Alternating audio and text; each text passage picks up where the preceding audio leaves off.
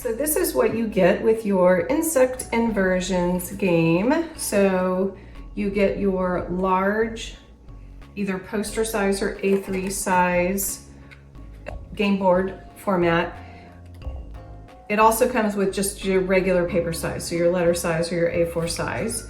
You get your 8 ants. So we have the banded sugar ant, the crazy ant, the fire ant, your Misha, silky ant, Dorleus or Dorylus, and Pharaoh ant, and the little black ant.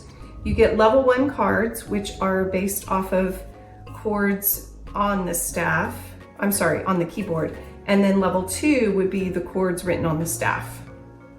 You have the inversion guide card, so it makes it easy for students to double check their work. And the insect inversions activity sheet. And of course, our success poster that has all the leafcutter ants all on the poster to help celebrate student wins. So in order to play this game, this is a pretty easy game to play. And this is one of our faster games to play. So you can play this in 5 minutes. So I'll use my large game board here.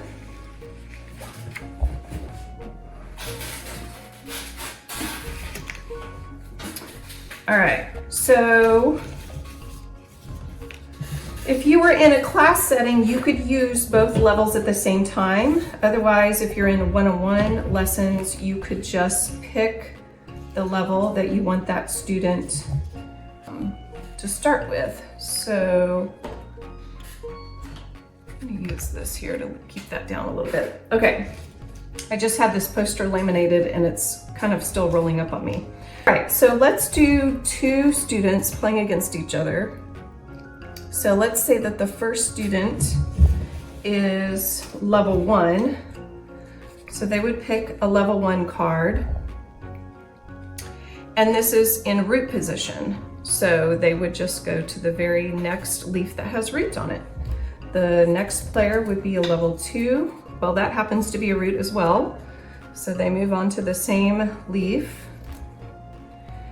If you want to help students kind of be aware, you can always pull out this guide. I always give one of these to each of my students so they can see that the gap is here, right? Between the middle note that's colored and the highest note that's colored that's being played on the piano. So you can tell that that is going to be first inversion. So sometimes my students have found that it's easier to look at it this way. They can see that the gap is there. And so the root is now at the top. All right, so that would be an F major first inversion chord. So this student would move to first. And then, so again, you can see that the gap is at the top. So the root is at the top now. So that would be a first inversion chord. So this would be a B flat major first inversion chord. Well, I did not plan for them to stay on the same leaves the whole time. Okay, so here we have a specialty card. It says switch places with the player closest to the start. Well, in this case, they just happen to be there, so no one gets to move there. All right, so on this card, you can see that the root is in the middle of the chord. So this would be an F major second inversion. So this guy would move here.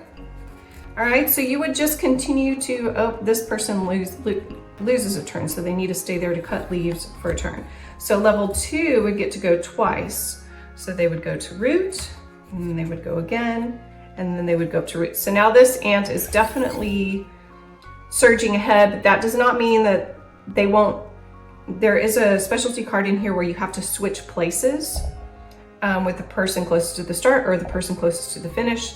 So I always tell students, no matter what is happening in the game, it's really not over until it's finally and officially over. So the first ant to get close, either first, second, or root here, and then correctly identify a chord would hit the finish line first. So pretty straightforward and easy. I hope you enjoy this game. Thanks for joining us at Music Game Club. You can find printable and digital music theory games and other teacher resources at musicgameclub.com. You can also find us on Facebook, Instagram, TikTok, and YouTube.